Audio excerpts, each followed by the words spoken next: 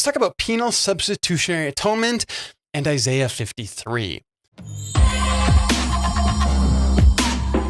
We've posted here on the channel about where penal substitutionary atonement models break down. We have a video walking through some of the history of atonement in Christian thought, exploring some of the major metaphors the church has used to talk about what exactly is happening in the life, death, and resurrection of Jesus. Now, remember, the core belief of Christianity is that we are made at one with God through Jesus. But then in church history, we have come up with a lot of different ways of explaining exactly how that happened.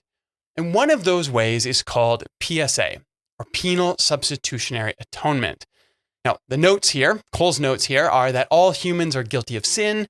God demands penalty or retribution for those sins. And since the penalty is death, and that would wipe us out, Jesus steps in, pays the penalty for us so that we can go free. This satisfies God's justice and thankfully leaves us alive to experience the love of God on the other side. Now, the big problem with this, as far as I can see, is that the conception of justice in this framework is entirely punitive.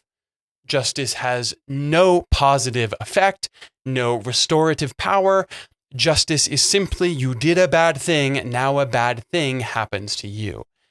That is not reflective of what justice entails throughout the scriptures. And secondly, in no court would we ever allow something like this and then call it just. If a murderer's brother said, look, I'll take his penalty, put me in jail for life and let him go free, we would say, hell no. There's no justice there. It doesn't address the crime that's actually been committed. It doesn't have any protective value for the community. It doesn't even do anything to restore or rehabilitate your brother. The only effect it might have is making us feel good that someone else got hurt. And even to name that so bluntly feels kind of gross and inappropriate. Thankfully, there are many other ways that have been used to describe the atonement throughout Christian history. And again, I'll post a link to our rundown of those major theories in the description below if you're interested. But importantly, all of those explanations, including PSA, have never risen to the level of dogma. They have stayed doctrines of particular sects of Christianity, or perhaps we could use this language, theories of the atonement. And so you can be a Christian and believe a lot of different things about exactly how Jesus saves us. The core of the Christian faith is that Jesus saves us through his life, death, and resurrection.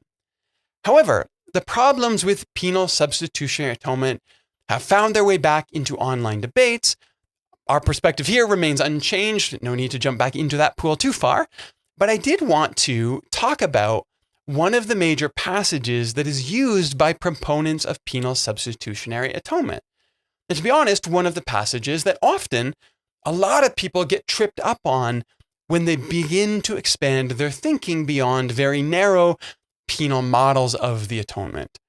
And this is the famous Song of the Suffering Servant, a really important and really beautiful passage from the book of Isaiah. So let's look at some of this language in detail here. And to do that, we have to set the context. Because in the larger scope of Isaiah, the servant starts off as a representative of corporate Israel.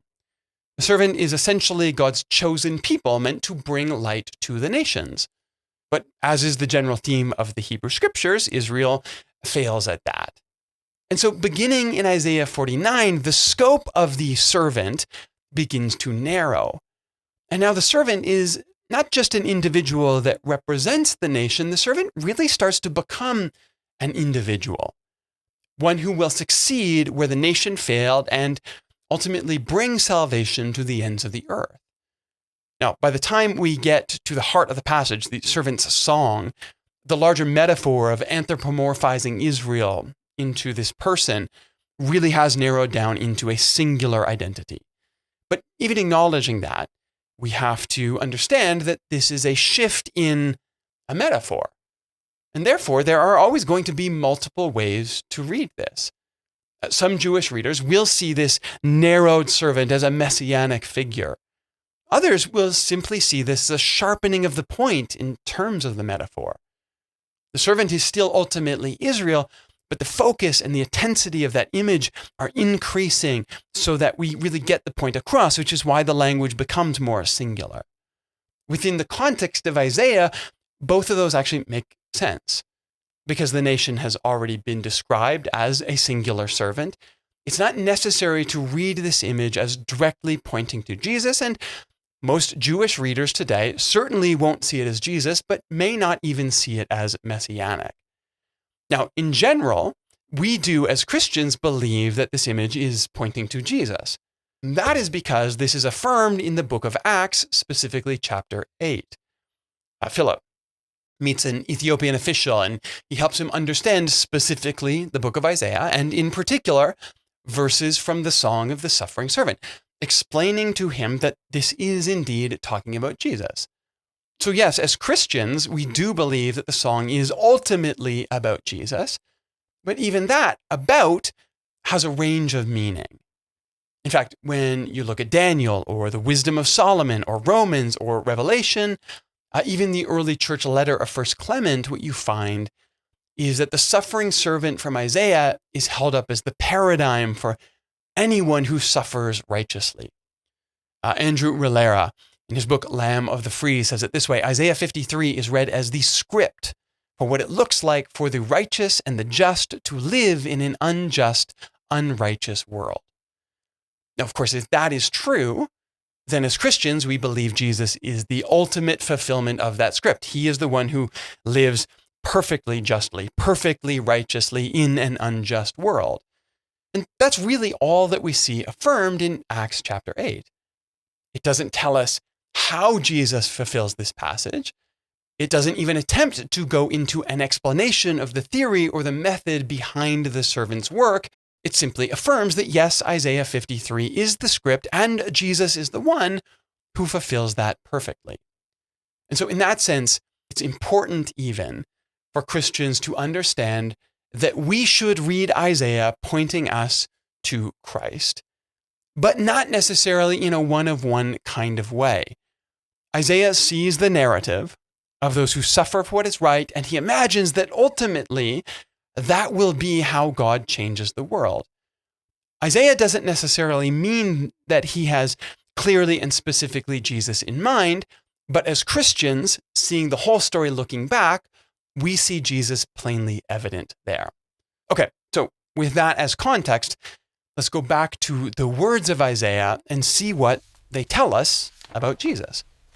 Because this is where, if you are already assuming a penal substitutionary model, or if that's the only way you've heard about the atonement and the cross talked about, then you are very likely going to read Isaiah 53 and see your presuppositions reflected back to you.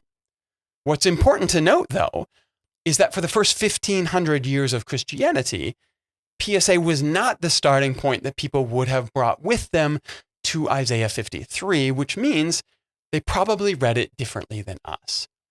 And once we step out of that PSA or that evangelical starting point, what we realize is that there are other, and personally I would argue better ways to understand what is happening in this song. So, 3 important points in reading Isaiah 53 specifically. We'll start with verse 5. The punishment for our peace was upon him, and by his wounds we are healed.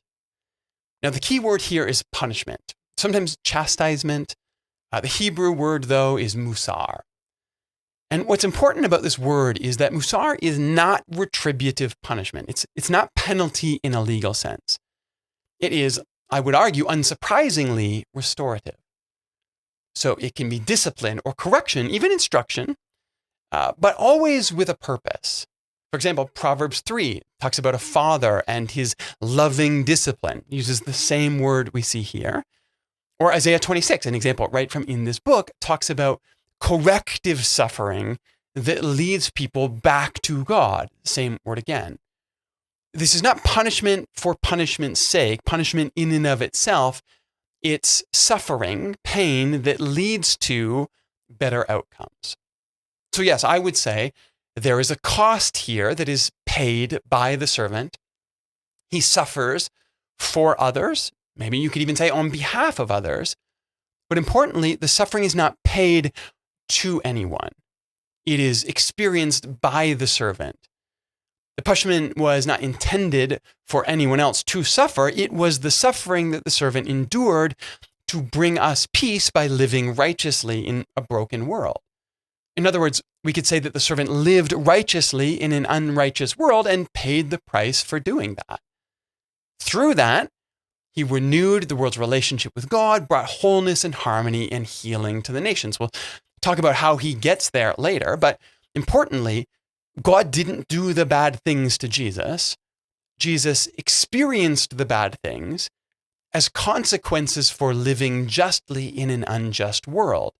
So same words here, but a slightly different perspective in where that punishment comes from. It is felt, it is experienced, but is the consequence of Jesus' righteous life, not something that God does to him. Okay, you say, but what about where it says that it was God's will to crush him? That sounds like PSA. Well, that's the next important line because we're talking about verse 10 now. It says this, "Yet it was the Lord's will to crush him and to cause him to suffer.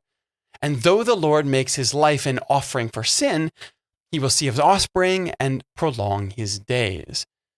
Now, just so we know here, Jesus does not have literal offspring. So already we are reminded here that we are reading this symbolically. But let's take a look at the verse and deal with more detail in the language here. Because there's two key things. It was the Lord's will to crush him, and the Lord makes his life an offering for sin. Let's take the first one. Sometimes you might even see this rendered as the Lord was pleased to crush him. That's the King James. But already the fact that almost all modern Bibles have moved away from what we read in the King James is an important marker here. Because the point of this line isn't that God wanted to crush him. The point is that it was God's will for this to happen. Remember, Jesus is God enacting the plan of God to save the world. Therefore, of course, it was God's plan for Jesus to experience everything that Jesus experienced. The idea here isn't that God enjoyed or even caused Jesus to suffer. The idea is that this was the means through which God would right the ship and turn the story back around toward peace. It was God's will for this to happen. Okay, but what about that line about a sin offering? Well, complicating the matter is the very specific language that's used here in Isaiah. Because the word is a sham. And more specifically, what this means is a guilt offering. And we can find the background for that particular type of offering in Leviticus 6. And a sham was what you offered when you had wronged your neighbor. And the priest would accept that offering and then bear your sin by taking it into the presence of God for you for removal. This was the kapora, or the atonement. But then you would be required to, on the other side, make restitution to the neighbor you had wronged. There were two parts to how the asham worked. Your offering removes the contamination of your sin. Your restitution makes right your relationship with your neighbor. Two things here. First, when the priest bore your sin, they did not in any sense pay your penalty for you. But second, you still paid the punishment for your sin because you were then required to make restitution with your neighbor. There was absolutely still a penalty that you paid even after your guilt was carried into the presence of God. Because again, the penalty was not retributive. It wasn't just a bad thing that had to happen to you. The penalty was restorative. You make things right. It was intended to repair what was broken in your relationships. So when Isaiah says that it was God's will to crush Jesus and make his life an offering for sin, what he's saying is that Christ's righteous suffering brings all of our sin before God for removal. The contamination is taken from us. And that then obligates us to pay the price, the restitution, in order to restore our relationships to each other. There's no penal transference that's happening in these verses. There's instead an invitation to live into the heart of what the Levitical system was always intended to do, which was not just make blood sacrifices to please God, It was to train us for lives of righteousness and restoration when we fall short of that. Another way to think about this is that in Christ's suffering, he deals with the cosmic aspect of sin, the removal of the contamination that breaks our relationship with the divine. But he then invites us to welcome the price of restored relationships with our neighbors. All of that is God's will. That's what pleases God. It's not the blood and the pain and the cross that makes God happy. It's the outcome that pleases God. The removal of contamination, the repair of relationship. And all of that is what Christ is inviting us into, even in this imagery from Isaiah. Now, last thing. For this, I want to go back to where we started today, to verse 4, just before we get into the imagery we've talked about here, because this is vitally important for understanding Isaiah. Verse 4 says, "Surely he took our pain and bore our suffering." That's true, everything that we've just talked about. But then it goes on to say something really interesting here. The second half of that verse says, "Yet we considered him stricken by God, afflicted, punished by him." Now, if you've been around Commons, if you've lurked around this channel before, you may know that I am a big proponent of the work of René Girard. And Girard developed a theory of the atonement called the Scapegoat theory. I'll post a link to a more thorough discussion of that in the description below if you're interested. But the core idea of the scapegoat theory is that the presence of a scapegoat is one of the most powerful forms of social cohesion in human society. Someone that we can collectively blame our conflict and our frustrations on. Someone that we can believe is divinely, justifiably being punished allows us to shift our failings onto that person who can't defend themselves anyway because they're scapegoated and driven out of the community. And because of that, we all get to feel better about ourselves, diffuse the tensions that we might feel between ourselves. And human history is littered with us constantly looking for new scapegoats to blame to do all of this. I think Isaiah is showing us this right from the start before he gets into the explanation of the servant. God has a plan to heal the world, and it will involve the necessary suffering that comes from living righteously in an unjust world. Jesus will pay the price to walk out the path of God in life. But Isaiah tells us importantly that when we see this happen, when we see someone who will actually pay the cost of righteousness, we will consider him punished by God, stricken and divinely afflicted, just because he is paying the price for living well in our world. In other words, we will wrongly attribute the source of that suffering not to a world that rejects God's ways, but onto God's self. And it will only be once Christ moves through all of that suffering, completely full of grace, refusing to blame anyone for what he's going through. Remember, in that climactic moment on the cross, Jesus says, "Forgive them, Father. They don't even know what they're doing. They don't even understand the scapegoating that's so thoroughly driven into them."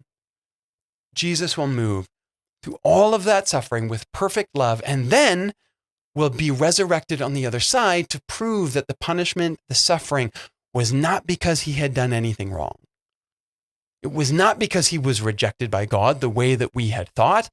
And only then, on the other side, once we see the whole story laid out before us, can we properly look back to see what Isaiah was telling us from the very beginning. We thought the servant was punished by God. Instead, he bore the weight of sin because it was God's will that he would move the world in innocence and peace and love. Motivating us then, even freeing us from the bondage of sin to pursue the restoration that God had always wanted for us. Now, that all said, if you're coming from an evangelical background where penal substitutionary atonement is the primary, perhaps even the only way you have ever heard the atonement talked about, I understand how hard this can be to get your head around, to shake that framework from your mind when you read this language in Isaiah. In fact, I'm not even arguing that you can't get PSA from what you read here in Isaiah.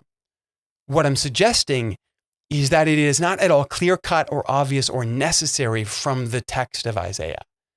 And our struggle with that is largely a function of bringing all of our predispositions with us into the text.